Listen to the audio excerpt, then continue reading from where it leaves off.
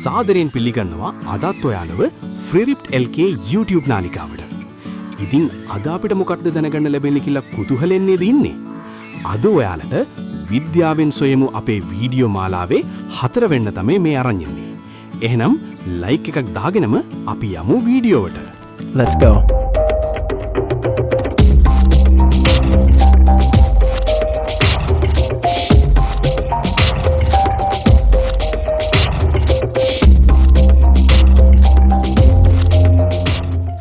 උදෑසන ඇසෙන කුරුළු නාදය ඉතින් හරිම මිහිරීනේ.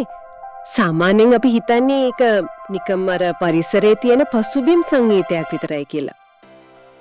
ඔව් ගොඩක් අය එහෙම තමයි හිතන්නේ. හැබැයි මේ ලබා දීලා තියෙන මූලාශ්‍ර සටහන් ගැඹුරින් ගවේෂණය කරද්දී මට තේරුණා මේක පිටුපස්සේ තියෙන්නේ නිකම්ම සුන්දරත්වයක් නෙවෙයි පැවැත්ම සඳහා වෙන මාරම බරපතල මෙහෙයුමක් කියලා. අනිවාර්යෙන් ඒක හරියට නිකම්ම කාර්යබහුල ප්‍රවෘත්ති මෙදිරියක හුවමාරු වන හදිසි පණිවිඩ ජාලයක් වගේ වැඩක්. ඒක ඇත්ත.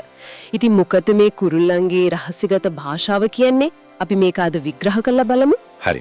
මෙහෙම මෙතනදී වඩා සෙත් ගන්න කරුණ තමයි මේ sannivedana ජාලය අපිට ඇහෙනවට වඩා ගොඩක් සංකීර්ණයි කියන එක. මුලින්ම අපි තේරුම් ගන්න ඕනේ මේ හැම શબ્දයක්ම එක සමාන නැහැ. ඒ කියන්නේ මේ කුරුල්ලන්ට එක එක જાතියේ ශබ්ද තියෙනවා කියන එකද? ඔව් කුරුල්ලන් ප්‍රධාන වශයෙන් වෙනස් මෙවලම් දෙකක් පාවිච්චි කරනවා. ඒ තමයි ගීත සහ ඇමුතුම්. ගීත සහ ඇමුතුම්. ඔව් ගීත කියන්නේ ටිකක් දිගු ඒ වගේම සංකීර්ණ රටාවල් තියෙන ශබ්ද.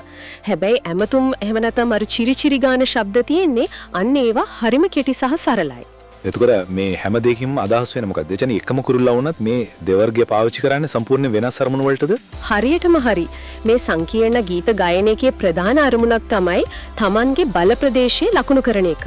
ඒ කියන්නේ අර දීපල අයිතිය තහවුරු කරනවා වගේ වැඩක්. ඔව් කුරුල්ලේ ගහක ඉහළම අත්තට ගිහින් මුළු පළාතට මෙහෙන්න සින්දු කියනකොට ඒකෙන් කියන්නේ මේ මගේ දීපල මෙතනට එන්න එපා කියන එක. නිකම් තහනම් කලාපයක් කියන දැන්වීමක් වගේ නේද? අන්න හරි. ඒක අතිශය ආක්‍රමණශීලී පණිවිඩයක්. තමන්ගේ සීමාවට එන වෙනත් පිරිමි කුරුල්ලන්ට කරන සෘජ අභියෝගයක්. හැබැයි පොඩ්ඩක් ඉන්න. එතන පොඩි පරස්පරයක් තියෙනව නේද? දැන් කොයි විදියට අනිත් අයට එන්න එපා කියලා කෑ ගහනවා නම් කොහොමද ඒගොල්ලෝ තමන්ගේ සහකරුවන්ව හොයාගන්නේ? ඒක හොඳ ප්‍රශ්නයක්. ඔව් මොකද ගෑනු සත්තුත් ඒ සද්දට බය වෙලා යන්න පුළුවන් නෑ. ෆ්ලයි කැචර් වගේ කුරුල්ලන්ව ගත්තොත් උන්ගේ පිරිමි සතුන් ඊටාම මිහිරි ශක්තිමත් නාද රටා නිර්මාණය කරනවා.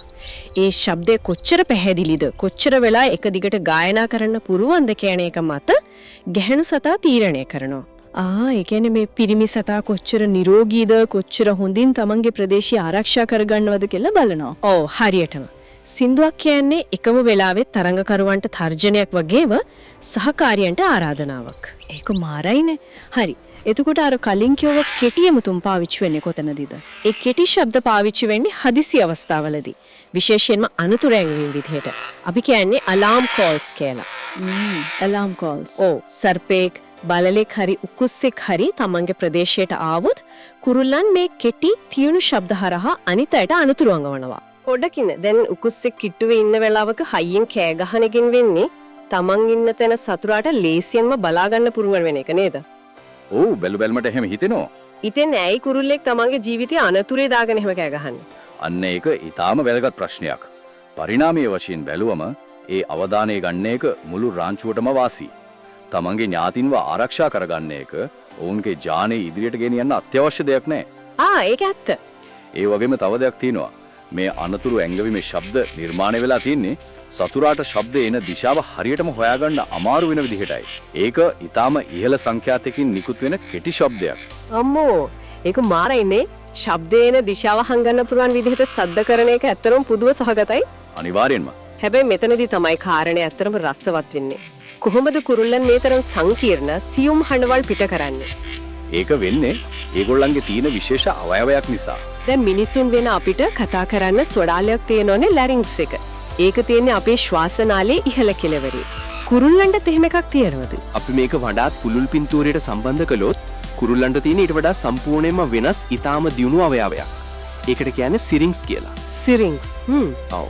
මේ සිරින්ක්ස් එක තියෙන්නේ ශ්වාසනාලයේ ඉහළ නෙවෙයි පහළ කෙළවරේ. හරියටම අර ශ්වාසනාලය පෙනහළු දෙක දෙසට බෙදෙන තැන. ඒ කියන්නේ පෙනහළු දෙකට යන නාල දෙක හමු වෙන හන්දියේ. ඔව් හරියටම හරි. ඒ පිහිටීම නිසා කුරුල්ලන්ට පුළුවන් ඒ නාල දෙකින් එන වාතය වෙන වෙනම පාලනය කරන්න. ඒ කියන්නේ එකම වෙලාවෙද? ඔව් ඒකේ ප්‍රතිඵලයක් තමයි සමහර කුරුල්ලන්ට එකම වෙලාවේ සම්පූර්ණයෙන්ම වෙනස් නාද දෙකක් ස්වර දෙකක් පිට කරන්න පුළුවන් වීම.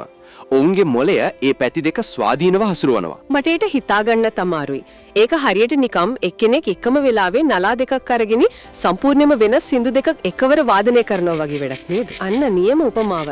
ඒ හැකියාව නිසා තමයි ඔවුන්ට පුළුවන් වෙලා තියෙන්නේ මේ තරම් තොරතුරු ප්‍රමාණයක්, ඒ කියන්නේ තමන්ගේ බලය පෙන්වීම, ආදර ඇරයුම් වගේම අනතුරු එන්වීම ඊටම කෙටි කාලයක් යටතට එකම සංගීතයක් විදිහට පිට කරන්න. ඉතින් මේ ගවේෂණයෙන් අපිට තේරෙනවා කුරුල්ලන් කියන්නේ හුදෙක් ශබ්ද කරන සත්තු జాතියක් නෙවෙයි, අතිශය දියුණු සංනිවේදකයන් පිරිසක් කියලා. ඔව් ඒක සහතික ඇත්ත. එහෙම බලනකොට මින් ඉදිරියට පරිසරයෙන් කුරුළු හඬක් ඇහෙනකොට ඒක නිකම් ශබ්දයක් කියලා අමතක කරලා දාන්න බෑ.